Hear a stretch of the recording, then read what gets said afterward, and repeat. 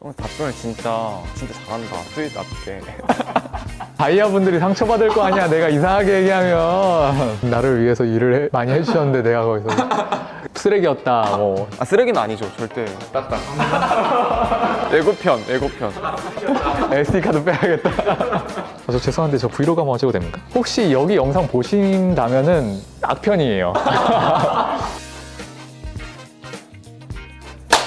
안녕하세요, 형. 안녕하세요. 우리가 원래 말하는 방식대로 형은 저한테 반말해도 될 것 같은데 반존대를 해볼까요? 오늘은 기우쌤이 왜 크리에이터로서 살아가고 있는지에 대한 이야기들을 좀 편하게 해보려고 초대하게 됐습니다. 네, 저는 그냥 묻는 말에 답변만 잘하면 되는 거죠? 네, 그렇습니다. 그러나 굉장히 솔직하게 이야기를 해주면 아주 솔직하기 때문에. 지금 형이 구독자가 몇만 정도 되죠? 지금 132만 8,035명 정도. 132만. 그리고 최근에도 굉장히 많은 크리에이터들이 형이랑 많이 협업을 하더라고요. 네네. 뭐 다나카나 맞아. 많은 아이돌 분들도 출연을 하고 있고 네, 그 정도로 성장하기까지 굉장히 노력을 많이 하고 했을 것 같은데 형이 언제 시작을 했고 유튜브를 왜 시작을 했는지를 좀 이야기해 주시면 좋을 것 같아요. 저는 원래 그냥 미용을 하던 디자이너였는데 저를 알리고 싶어서 이제 마케팅의 한 채널로 이용을 했던 것 같아요. 그때 당시에 나 때는 블로그밖에 없었거든요. 네이버 블로그밖에 없었고 이제 한국에 SNS가 이제 들어오면서 블로그를 엄청 열심히 했는데 꽤나 성과가 있었어요. 사람들이 야 요즘 누가 블로그에 인스타그램이라는 걸 한다는 거야. 그래서 인스타그램을 바로 시작을 했죠. 트렌드를 안 따라갈 수 없으니까. 또 블로그에서 내가 사진 찍는 거 이런 것들이 많이 훈련이 되어 있어서 사람들이 머리 사진 이렇게 찍으면 좋아하는구나, 반응이 오는구나 이런 데이터는 어느 정도 있어가지고 SNS를 시작했을 때 나쁘지 않게 성장을 했어요. 그때는 블로그랑 인스타그램만 할 때예요? 네. 근데 손님들이 딱 왔는데 저는 항상 이 손님이 어떻게 나한테 왔는지를 파악을 했었거든요. 근데 인스타 보고 왔던 손님들보다 블로그 보고 왔던 손님들이 더 많은 거예요. 사람들이 인스타를 많이 보긴 하지만 블로그에 내가 구구절절히 적어놓은 글을 보고 신뢰감을 갖고 방문을 하는구나 해서 사람들이 인스타그램 한다 했을 때 바보들, 난 블로그에 집중을 하겠어. 블로그를 했는데 한 6개월, 1년 지나고 나니까 아니었던 거죠. 인스타에서 유명한 헤어 디자이너들은 예약도 하기 힘들다는 거예요. 나는 막 1일 1포스팅 밤늦게까지 이러고 있는데 내가 시대의 흐름을 잘 몰랐구나. 블로그에서 인스타그램으로 옮겨갔는데 인스타그램 다음에 또 다른 플랫폼으로 옮겨갈 텐데 이거를 내가 남들보다 좀 빨리 해봐야겠다 라고 생각을 해가지고 예전에는 글로써 사람들이 정보를 습득을 했는데 요즘에는 사진으로서 정보를 습득을 하고 사람들이 점점 영상으로서 정보를 습득하는데 익숙해져 간다 이런 글이 있어서 그럼 영상 플랫폼을 해야겠다. 그때 이미 유튜브라는 플랫폼이 성장하던 시기였고 나는 그러면은 유튜브 플랫폼에 도전 한번 해봐야겠다 하고 시작을 했죠. 그러면 형이 지금 구독자가 130만 정도 되는데 어떻게 보면 미용업에 관련된 컨텐츠인데 구독자 130만을 모은다는 건 꽤나 어려운 일이라고 생각이 들거든요. 그럴 수도 있죠. 좀 특정 카테고리니까. 특정 카테고리고 머리를 자르는 게 주요 컨텐츠일 것 같은데 어떻게 구독자가 그렇게 늘어났을 거라고 생각해요? 그리고 앞으로도 계속 그렇게 늘어날 거라고 생각하나요? 앞으로도 늘어날 수 있을 거라고 생각을 하는데 원래 한 30만, 40만 대까지는 진짜 헤어만 풀었어. 나쁘지 않게 성장했는데 구독자들이 빠르게 성장했었을 때는 조금 예능 컨텐츠를 했을 때 망한 머리 대회라고 제가 가장 잘하고 있는 컨텐츠인데 이거는 고민을 좀 하긴 했어요. 어떤 포인트들이 있었냐면 일단 재미가 있어야 된다. 그리고 유튜브 특성상 공감이 돼야 된다. 연예인들 저 세상 사람들 얘기가 아니고 진짜 내 얘기가 될 수 있을 것 같은 그런 입체감이 좀 있었으면 좋겠다. 이런 것들을 좀 고민을 많이 했었는데 딱 알맞는 것들이 있는 거예요. 머리가 마음에 안 들어서 다들 스트레스 받아본 경험 당연히 있고 제가 맨날 튜토리얼 찍을 때 예쁘고 잘생긴 사람들 데리고 머리를 찍었어요. 그래야 머리도 예뻐 보이니까. 근데 사람들 댓글이 저건 모델이 잘생겼잖아, 모델이 예쁘잖아 이런 걸 하는데 마음머리 대회는 진짜 아무 일반인들이 나오니까 실제 그냥 메일 보내주시면은 머리만 보고 뽑으니까. 그리고 재미는 내가 망하는 건 속상하지만 남이 망하는 건 좀 재밌을 수 있거든요. 와 머리가 어떻게 저렇게 됐냐 하면서 재밌을 수 있단 말이에요. 다양한 포인트들이 있지 않았나. 앞으로도 그럼 계속 늘 거라고 생각한 이유는? 운이 좋게도 유튜브 내에서는 미용사 생각하면 떠오르는 채널 중에 하나가 됐어요. 그쵸. 그래서 정말 유명한 연예인도 그렇고 정말 유명한 채널도 그렇고 헤어 디자이너가 필요한 순간에는 가장 먼저 찾아주시더라고요. 아까 얘기했던 다나카도 그렇고 다행히 운이 너무 좋아서 그런 이미지 메이킹이 됐기 때문에 가만히 있어도 컨텐츠들이 생겨요. 콜라보 컨텐츠들도 있고 그런 데서 오는 구독자 유입들도 있고. 그러면 형의 지금 직업은 뭐라고 뭐라고 할 수 있는 거죠? 지금 현재로서 저는 저의 직업을 미용사로 정의를 하죠. 저는 사실 유튜브를 시작했을 때도 유튜버가 되고 싶었던 게 아니고 기호라는 미용사를 알리고 싶어서 마케팅의 한 도구로 이용을 했던 거지. 지금도 사실 유튜브를 직업으로서 생각하진 않아요. 일주일이라고 계산을 해보면 일주일 중에 미용일은 얼마나 하고 있는 거죠? 출근하는 건 4일 정도. 7일 중에 4일을 미용으로서 할애를 하긴 하는데 뭐 연예인도 있을 수도 있고 뭐 웨딩이 있을 수도 있고 그런 스케줄이 있으면 또 추가적으로 나가기도 하고. 그러면은 형이 유튜브를 함으로써 미용 일의 단가가 높아진 거예요? 아니면 예약이 더 꽉 차게 된 거예요? 아니면 어떤 게 더 장점이 있었다고 생각하는 거예요? 유튜브를 통해서 장점을 얻은 건 되게 많지. 기호라는 디자이너를 알리는데 굉장히 크게 한몫을 했고. 뭐가 있죠? 많은 사람들이 알게 되면서 영향력이 커지게 된 거. 그리고 저는 사실 뜯어보면 정말 작은 사람인데 제가 가진 능력보다 더 많은 것들을 도전할 수 있게끔 만들어줬고 성과를 낸 것도 있고 뭐 아닌 것도 있고. 형이 하고 있는 일들이 미용업과 크리에이터뿐만 아니라 여러 가지가 있는 걸로 알고 있거든요.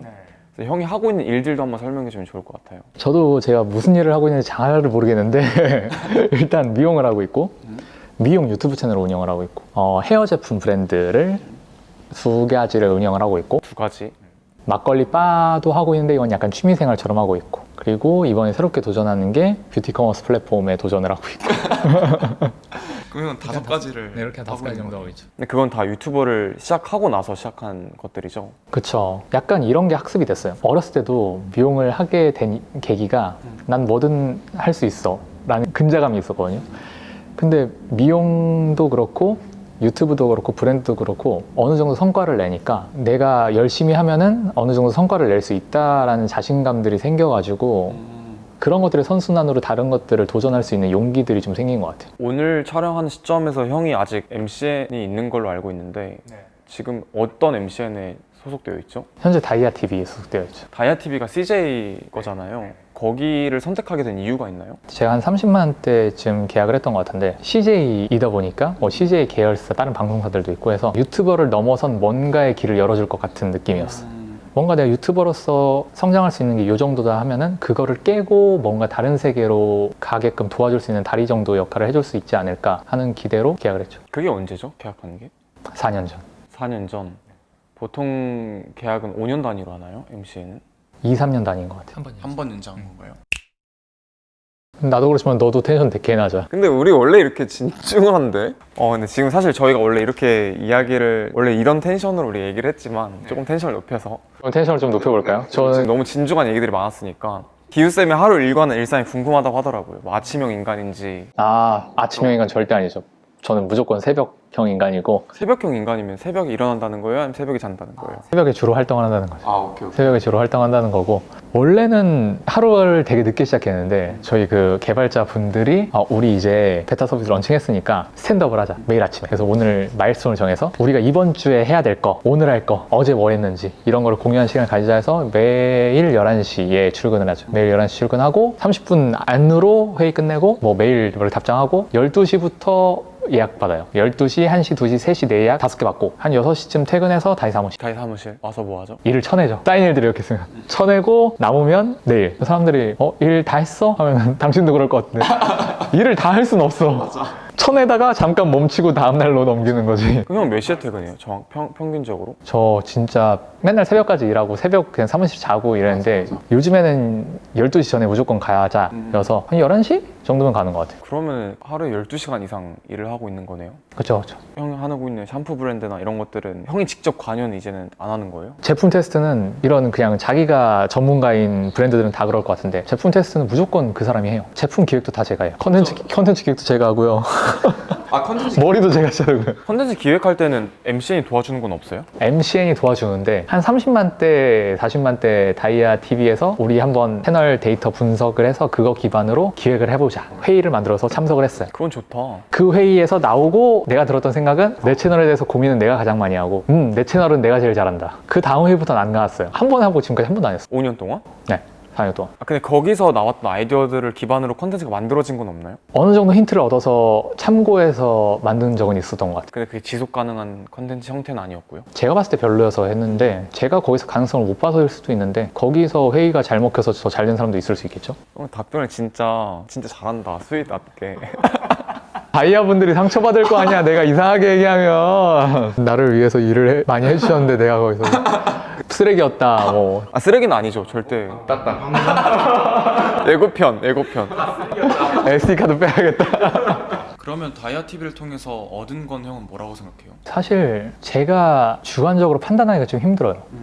4년이나 됐다 보니까 그냥 내 머릿속에 미화돼서 어떻게 생각하면 내가 잘나서 그냥 성장한 걸 수도 있고, 근데 사실은 까보면은 그 뒤에서 되게 많은 도움들이 있었을 수도 있는데 사람은 이기적이니까 내가 잘나서라고 생각하지만 사실 지금은 제가 대가리가 커가지고 이런 거는 이제 나도 할 수 있겠는데 뭐 이런 생각을 했지만 그때 당시엔 이해도가 없잖아요, 이 시장에 대해서. 그런 데서 오는 전문성으로서 제가 걱정 없게 해준 것들, 광고 메이드나 뭐 계약서나 그런 데 스트레스를 안 받고 내가 컨텐츠 만드는 데만 집중할 수 있게 해준 거. 다이아 TV가 해줬던 것들은 기능으로 쪼개보면 어떤 것들이 있었던 거죠? 가장 제가 의존을 많이 했던 건 광고주 소통이었던 것 같고, 그저께 크리에이터들 모임이 있었어요. 거기서는 독립하신 분들이 꽤 많았어요. 이제 자기네들이 큰 회사가 아니고 작은 회사이다 보니까 광고주들이 진짜 실제로 다른 채널 언급까지 해가면서 그 채널은 이 정도 받는데 왜 이렇게 비싸게 받으세요? 진짜요? 그렇게까지 한 경험도 있었고, 우리 광고 콘텐츠가 조회수가 얼마가 안 나오면은 추가로 인스타 포스팅을 해주세요. 막 이런 조항들도 달린대요. 근데 저는 대기업에 있었을 때는 그런 게 하나도 없었거든요. 그런 것들을 잘 커버를 해주고, 약간 애매한 상황이 있어도 법정 싸움 가기 싫으니까 부드럽게 마무리되는 그런 케이스들이 개인으로서는 맞닥뜨려야 한다. 다이아에서 광고를 하나 가지고 왔는데 이 크리에이터 하나라만 하는 게 아니고 자기네 크리에이터들 다 묶어서 행사를 하거나 만들어서 하는 것들이 있는데, 그런 거 할 때는 혼자서는 못했을 거다라는 생각을 할 때는 있긴 있죠. 형이 걱정할 건 아닐 수 있지만 지금 MCN 시장이 많이 좋지 않다라는 이야기들은 뭐 실제 뉴스 기사로도 많이 나오고 있고, 네, 많이 들었죠. 뭐 샌드박스 같은 경우에는 투자가 연이어 실패됐다라는 기사들도 있었고, 샌드박스 대표님이 직접 실패에 대해 인정하는 그런 인터뷰도 했던 걸로 알고 있는데. 되게 공격적이시네요.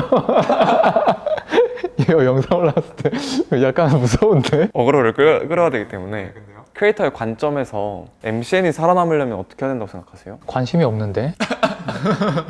그건 MCN이 고민해야지. 그냥 단순할 것 같은데? 광고주들한테 크리에이터가 받는 광고비를 높이는 거.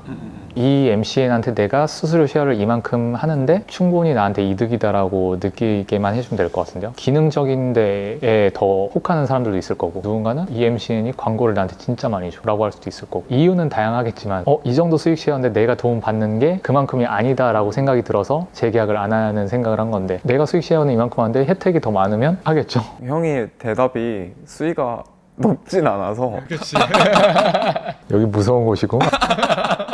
형이 크리에이터로서 아무래도 여러 크리에이터들을 만나면서 그들이 겪고 있는 고민은 주로 뭐가 좀 들렸어요? 저는 근데 정말 재밌고도 신기했던 게, 제가 얼마 전에 싱가포르 가서 그 한국에서 저보다 더 유명한 분들하고 같이 행사를 가게 되는데, 정말 다양한 카테고리 분들하고 얘기를 하게 되는데, 우리가 항상 하면서 하는 얘기가, 와 진짜 구독자 수도 진짜 천차만별이고 카테고리 정말 다른데 우리가 고민하는 건 다 똑같구나. 콘텐츠에 대한 고민, MCN에 대한 고민, 광고에 대한 고민, 앞으로 우리가 지속 성장, 생존 가능한지 등등, 그리고 우리가 넥스트 스텝이 뭔지, 이런 고민들을 다 똑같이 하더라고. 대충 한 이 5가지 정도였던 것 같은데. 그럼 크리에이터의 넥스트 스텝은 뭐예요? 저는 이제 저의 브랜드를 만드는 거를 최종 골인 줄 알았는데, 하다 보니 플랫폼에 대한 욕심이 생겼다. 어때요? 플랫폼 해보니까? 헤메코 랩이라고 하는 플랫폼인데, 사실 우리가 도전을 하고자 했던 거는 새로운 생태계를 좀 만들자였던 것 같아요. 일단 우리가 도전을 해보자 했던 거는 분명히 이런 이커머스 쪽에서 컨텐츠를 기반으로, 사람들의 리뷰를 기반으로, 커뮤니티 기반으로 커머스가 되는 게 정말 많이들 성장을 했는데, 각 시장마다 강자라고 평가받는 플랫폼들이 다 그런 건데, 뭐 무신사, 오늘의 집 뭐 되게 많잖아요. 근데 뷰티만 아닌 거예요. 올리브영이 엄청난 강자로 있고, 여기서 뭔가 컨텐츠를 볼 수 있거나 커뮤니티 뭐 다른 사람들이 어떻게 쓰는지를 볼 수 있는 그런 건 아니고, 딱 그냥 판매에 최적화된 플랫폼인데, 우리가 이 업계에서 1등은 못해도 이런 플랫폼이 언젠간 생겨날 것 같은데 지금 공석이다. 근데 우리가 가진 네트워크나 컨텐츠 만드는 있는 능력으로 해볼 수 있겠다라고 생각을 해서 도전을 한 거고, 우리가 이 시장에서 어떤 거를 해볼까 했을 때는 지금 되게 그냥 일방향적으로 정보 전달을 하고 뷰티 쪽이 특히나 광고 컨텐츠들이 많거든요. 이런 것들을 우리가 좀 더 광고성이 아닌 실제 리뷰 기반한 정보를 서로 잘 소통할 수 있게 해주고, 거기서 우리가 컨텐츠로 이 브랜드들을 알리면은 이 브랜드들은 광고비를 줄이니까 이 소비자들한테 더 저렴한 가격에 제품 제공을 하고, 이런 것들의 선순환을 만들어서 새로운 생태계를 만들어 보자라고 생각을 해서 도전을 했는데, 가설이 워킹했나요? 아직까지 워킹했냐 안 했냐 판단하기는 좀 이른 시간 같고, 제 원래 개인적인 성향으로 이거 하나만 보고 가는 성격은 아니에요. 방향성은 이렇게 가되 스타트업에서는 태핑이라고 하더라고요.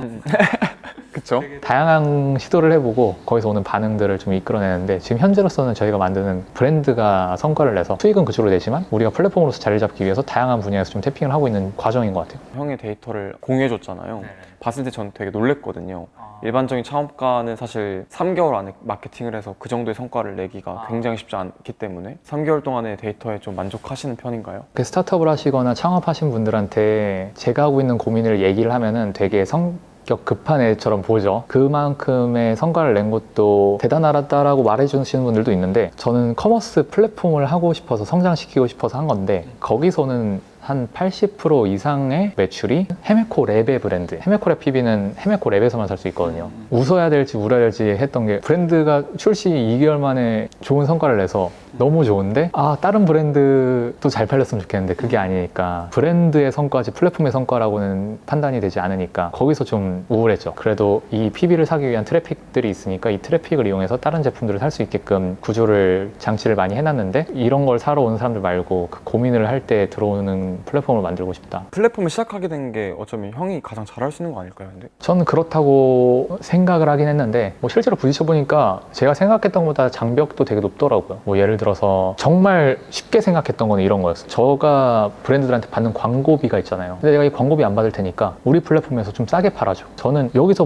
한 몇백 원, 몇천 원 싸게 팔았을 때 이 광고비를 메꾸려면 진짜 많이 팔아야지 계산이 맞거든요. 근데 우리는 지금 그만큼 못 파니까 당연히 너희들한테 더 이득일 것 같은데 내가 컨텐츠 만들어줄 테니까 좀 싸게 줘 했을 때 싸게 못 주는 거예요. 왜요? 정말 큰 플랫폼이 있어요. 입점에 있어. 근데 여기서 싸게 팔아. 예를 들어서 야, 우리한테 왜 3만 원에 파는데 여기서 2만 8천 원에 팔아? 압박이 들어가는 거죠. 이들은 이미 기존 플랫폼에 눈치 아닌 눈치를 봐야 되고 하니까, 여기서 내가 이들한테 이런 이익을 제공을 해도 우리한테 이런 베네핏을 주기가 애매한 거죠. 지금 헤메코를 시작을 했고, 그리고 개발자들도 존재하고 내부적으로 전 형이 사업계획서를 몇 번 보내줬기 때문에 사업계획서도 굉장히 열심히 쓰던 것도 봤는데, 저는 약간 창업가라고도 생각이 들었거든요. 창업가로서 살면서 뭔가 유튜버이자 미용업을 한 사람으로서 컨플릭트들도 있었을 것 같아요. 경업 조항이라든가 이제 스타트업으로서 뭔가 투자도 받거나 이런 것들도 고민을 해야 되는 시점들이 올 것 같은데, 창업가이기 전에 미용사이기도 하고 크리에이터이기도 하다 보니까 겪고 있는 고민들은 뭐가 있는지? 사실 투자를 고민을 했었을 때 투자를 좀 나중으로 미뤄야겠다라고 했던 것 중에 가장 큰 게 제가 겸업을 하기 때문에, 아무래도 투자자분들은 창업자가 겸업을 하고 있는 거를 좋아할 투자는 별로 없다고 생각이 들어서, 그리고 뭔가 우리가 큰 의사결정을 할 때 우리는 편적으로 빠르게 판단을 해서 움직이고 싶은데 투자자들의 동의를 구해야 될 것 같다. 그런 것들 때문에 지금 우리가 가진 자금력으로 체력이 되면은 우리가 할 수 있는 만큼 한번 해보자. 그래서 이제 투자를 좀 미루기로 한 거거든요. 다시 돌아와서 겸업에 대해서 얘기해보자면, 아까 3개월 만에 좋은 성과를 낸 것 같다라고 얘기하셨는데, 이 성과를 낸 게 사실 제가 겸업을 하고 있는 여기서 온 것들이라고 생각을 해요. 시너지가 난 거죠. 그쵸. 얘네들을 줄이고 여기에 집중한다고 한들 여기가 더 성장하는 그 단계가 아니라고 저는 생각을 하거든요. 만약에 이게 너무 잘하면 얘네들이 잘 됨으로 인해서 얘네를 좀 줄일 수도 있겠지만, 지금은 제가 여기서 열심히 활발하게 활동하고 있기 때문에 얘네들을 같이 성장하는 거라고 생각을 해가지고, 이거에 오케이 해줄 투자자가 있을까? 하기도 귀찮을 것 같고 설득하기도 귀찮을 것 같은데, 그래서 내가 지금 하는 일이 너무 많다 보니까 나한테 시간이 100시간이 있다고 하면은 투자자를 만드는 데 쓸 시간을 그냥 이 둘을 더 잘 만드는 데 쓰자 해가지고 그런 결정을 했던 것 같아요. 형이 영업을 하기 위해서 입점을 해야 되니까 설득할 때 형이 주로 가죠. 그랬죠. 그랬다면 지금은 아닌가요? 만약에 존재하고 있는 플랫폼이라고 하면은 우리 이런 데인데 들어올래? 라고 할 수 있는데, 베타 서비스 런칭도 하기 전에 한 80개 브랜드 입점을 시켰거든요. 실체도 없는 우리가 설득을 해야 돼. 근데 그러려면은 아무래도 제가 하는 게 낫죠. 그때 브랜드 담당자들이 헤메코 대표로서 형을 바라볼 때 어떤 느낌을 받았나요? 생각보다 쉽지 않았던 부분들이 많았던 것 같아요. 마케팅 담당자들하고 소통을 할 기회가 오히려 많았는데, 그분들이 아무리 나한테 호의적이라고 해도 입점 결정권은 그들한테 없잖아요. 실제로 입점이 되지 않은 경우도 많았고, 신생 업체가 컨택하는 것보다는 훨씬 수월하긴 했지만 자아 성찰의 시간을 가졌죠. 난 아무것도 아니구나. 원래 단어를 딴 걸 쓰려고 그랬는데. 오프 더 레코드로 말하면 웃기지 마. 아 이거 안 넘어오네. 아 형 넘어올 뻔했어 표정이. 뭔 오프 더 레코드야. 저는 오늘 형이랑 이야기하면서 원래 우리는 뭐 촬영하지 않아도 사실 이런 얘기를 너무 많이 하다 보니까 되게 자연스러운 이야기들이었던 것 같은데 근데 전 계속 그냥 그런 것들이 고민이 되는 거죠. 기대도 되는 거죠. 앞으로 형 같은 케이스가 많아질 것 같다. 여러 가지 커머스도 하고 스타트업도 하고 그렇게 될 것 같은데 그때 우리는 어떤 존재가 돼야 될까? 이거에 대해서 원래 이야기했던 거를 영상으로 보여주면 좋겠다 생각을 해가지고 해서 한 거니까요. 감사합니다. 나와주셔서 이 족밥 유튜브 채널인데 내가 아까 쓰려고 했던 단어인데. 제가 대신 썼습니다. 전 써도 되기 때문에 지금까지 나와주셔서 감사드리고요. 오늘 너무 감사합니다. 저도요.